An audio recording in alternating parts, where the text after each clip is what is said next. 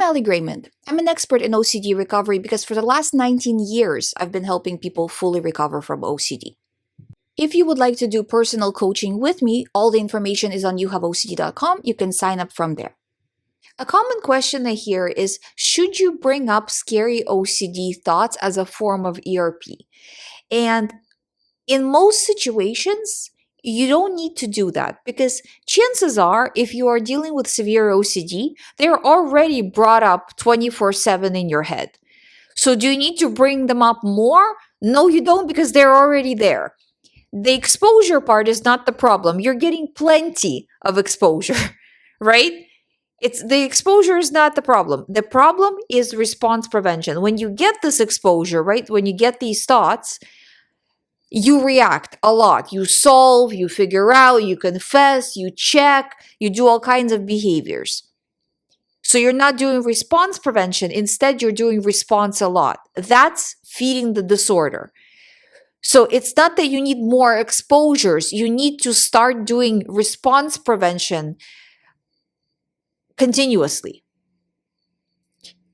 Because if one time you response prevention, another time you respond a lot, right? Then again, you do response prevention, then again, you respond a lot. And your brain's like, Captain, where are we going? Which way are we going here? Because you're training it to do one thing, then you're training it to take OCD seriously, then you're training it to not take it seriously. There's no consistency. So I would say, as number one priority, the exposures you get all day, the thoughts that you get all day, repetitive thoughts that are coming in, start doing tracking, reduction of rumination, meaning continuously improving your response prevention. Reduction of rumination is response prevention, right? Where response reduction, right?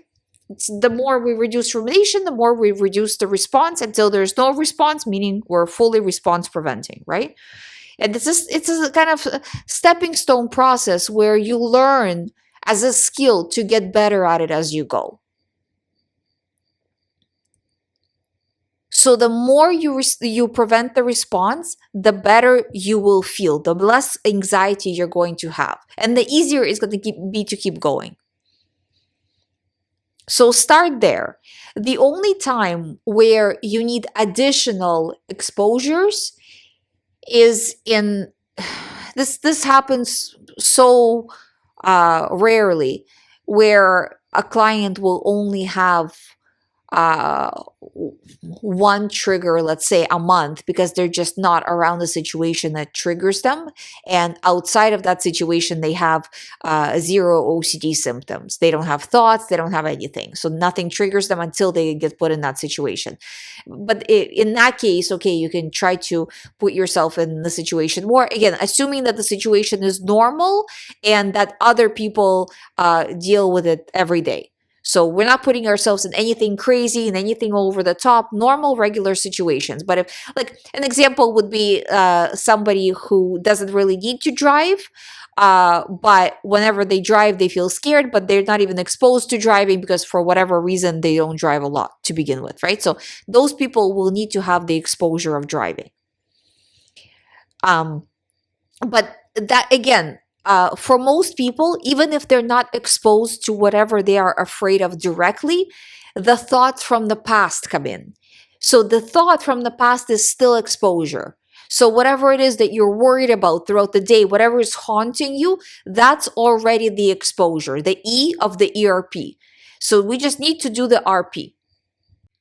Thank you for listening. If you have not subscribed, please subscribe. If you would like to do private coaching with me, please sign up through youhaveocd.com. I'll see you tomorrow.